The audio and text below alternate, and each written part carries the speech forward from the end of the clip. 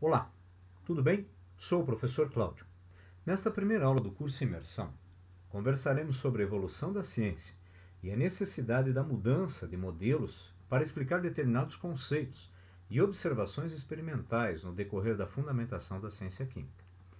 Bom, observa nessa figura aí a aparelhagem arcaica utilizada aí por Alejandro Volta em 1778 para a coleta do gás dos pântanos, que posteriormente foi nomeado como gás metano, e que sempre intrigou os cientistas, já que o carbono nesse composto apresenta 4 ligações simples, covalentes e equivalentes entre si, com ângulos de ligação de 109 graus e 28 minutos. O problema é que a teoria convencional de valência não justifica de maneira satisfatória as características descritas anteriormente. Sendo assim, fez-se necessário a elaboração de uma nova teoria, conhecida como hibridação ou hibridização. A hibridização consiste na mistura de orbitais para formar novos orbitais. Porém, antes precisamos relembrar um pouco da teoria dos orbitais atômicos. Um orbital determina uma região de alta probabilidade de se encontrar um elétron, e não uma região física real. Ou seja, mesmo que pudéssemos ampliar a imagem de um átomo até dimensões visíveis ao olho nu, não encontraríamos regiões delimitadas lá na eletrosfera que condizem com as formas de todos os orbitais conhecidos. Bom, observe agora na tua tela aí a densidade de probabilidade de encontrar o elétron no orbital do tipo S, onde o conjunto de pontos representa a forma do orbital. Unindo os pontos, temos uma figura semelhante a uma esfera. Agora, vamos repetir a linha de raciocínio para um orbital do tipo P, conhecido como halteres ou duplo ovoide.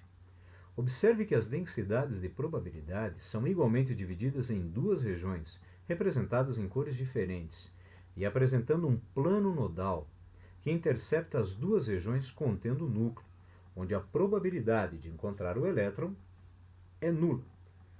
Lembrando que o subnível P possui 3 orbitais, temos o esquema representado ao lado aí, e envolvendo os 3 eixos x, y e z. Observe as formas dos principais orbitais do tipo S, do tipo P e do tipo D, e também do tipo F.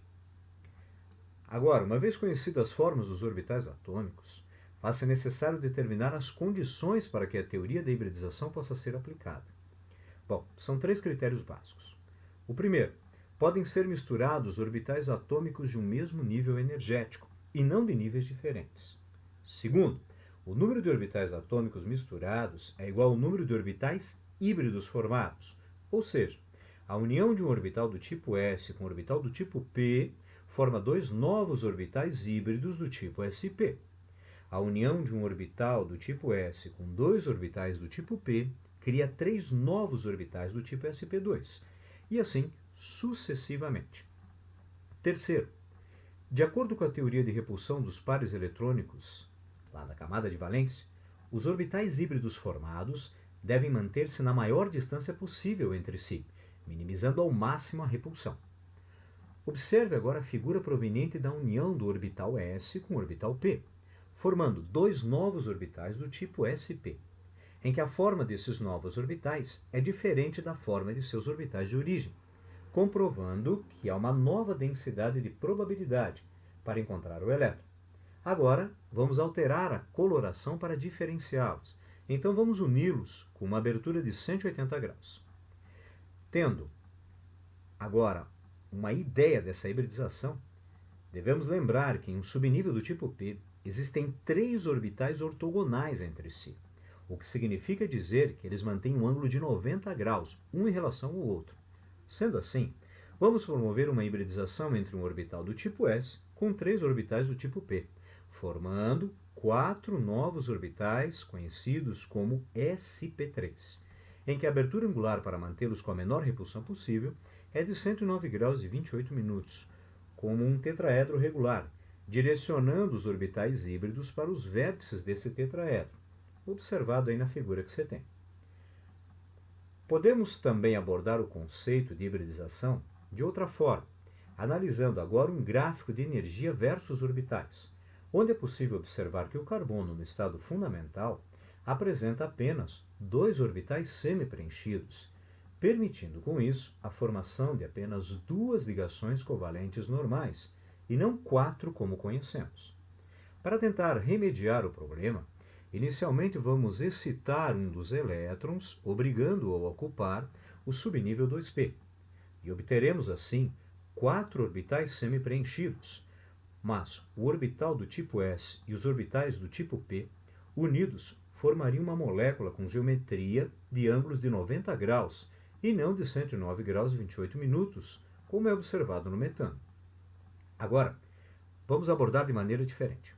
Vamos excitar o elétron, porém, a energia aplicada ao sistema será o suficiente para deslocar não só o elétron, mas o orbital S, um pouco acima do seu estado fundamental de energia lá, e os orbitais p deverão reduzir um pouco a sua energia em relação ao estado fundamental.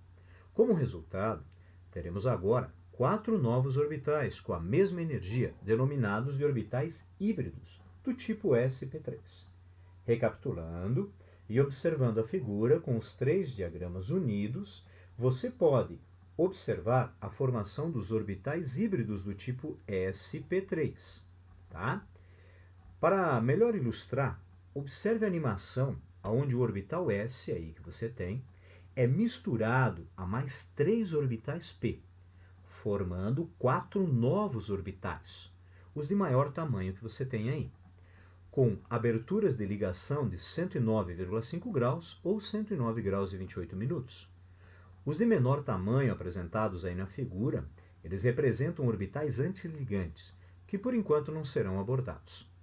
Bom, com essa disposição no espaço, torna-se fácil justificar os ângulos de ligação no metano, como encontra-se nessa animação que você está vendo aí. A partir do tetraedro já estabelecido, os hidrogênios representados por esferas verdes unem-se ao carbono, formando a molécula do CH4. A figura mostra as ligações do metano e do etano, que respeitam os vértices do tetraedro, em que as ligações simples carbono e hidrogênio são formadas a partir da interação entre orbitais híbridos sp3 do carbono com orbitais s do hidrogênio. Para a hibridização agora do tipo sp2, onde a partir da excitação de um elétron do orbital s para um orbital do tipo 2p, serão misturadas apenas um orbital s com 2 orbitais p, permanecendo um orbital do tipo p puro, responsável pela formação de uma ligação π. A criação de 3 novos orbitais do tipo sp2 formam ângulos de ligação de 120 graus, como pode ser visto aí no vídeo. A partir da união de um orbital s com os 2 orbitais p, ocorre a formação de 3 novos orbitais, que serão alinhados no espaço, formando os ângulos de 120 graus e proporcionando uma geometria trigonal plana. A ligação π formada com o orbital do tipo p puro é representada como uma ligação dupla, que pode ser observada na molécula do eteno, no lado direito da figura aí, onde as ligações simples, conhecidas como ligações sigmas, identificadas por orbitais de cor verde, mostram a geometria trigonal plana dos orbitais híbridos sp2. Já os orbitais p puros, de cor azul, dos 2 carbonos, que são perpendiculares ao eixo das ligações e formam uma ligação do tipo π, tá, que provém da interação lateral entre os orbitais, também pode ser observada. Alguns alunos imaginam que são formadas 2 ligações π, porém, na verdade, somente uma π é formada, com 2 regiões de igual probabilidade de encontrar o elétron, tanto em cima quanto embaixo. Bom, para uma hibridização do tipo sp, apenas 2 orbitais serão misturados, sendo um do tipo s e um do tipo p, permanecendo agora 2 orbitais do tipo p puros, responsáveis pelas ligações π. No vídeo, é possível observar que os ângulos de ligação entre os orbitais híbridos do tipo sp possuem abertura de 180 graus, e os orbitais p puros possuem aberturas de 90 graus em relação ao eixo principal. Lembrando que carbonos com hibridizações do tipo sp formam tanto ligação tripla, como no etino, por exemplo, ou podem formar duas duplas, como no gás carbônico. No etino, as ligações sigmas de cor verde representam os orbitais híbridos do tipo sp, com interações frontais no eixo X, e as ligações com orbitais de cor azul representam as ligações do tipo π, com interações laterais nos eixos Y com Y e Z com Z. A hibridização não é um caso isolado do carbono, mas lembre que outros elementos também podem hibridizar seus orbitais, como por exemplo, o berílio com uma hibridização do tipo sp, o boro com uma hibridização do tipo sp2 e o nitrogênio, que no caso da amônia, apresenta as três ligações nitrogênio e hidrogênio juntamente com um par de elétrons livres, assumindo a forma de um tetraedro não regular, já que o par eletrônico distorce os ângulos, formando uma geometria piramidal, com abertura próxima a 107,5 graus e hibridização do tipo sp3. De que maneira agora todas essas informações são cobradas nos principais vestibulares? Eles geralmente limitam-se, na grande maioria dos casos, a cobrar as hibridizações do carbono, como no exemplo que você está tendo aí. Observe.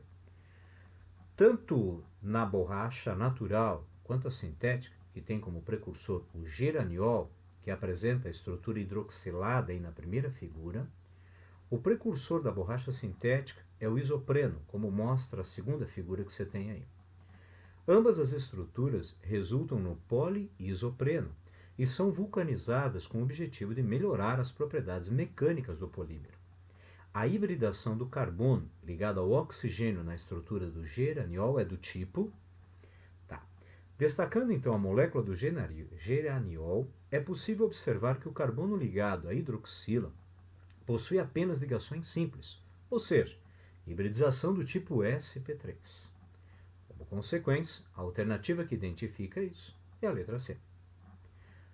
Bom, com esta aula você pôde ter uma ideia de como funciona o curso Imersão, com videoaulas, listas de exercício e acompanhamento individualizado via e-mail nas disciplinas de Química e Biologia. Sendo assim, nós iremos prepará-lo para os principais vestibulares do Paraná. Lembre-se que o início da próxima turma é dia 10 de julho. Maiores informações lá no site, que você está vendo aí na tua tela, www.imersãocurso.com.br. Tchau, tchau para vocês.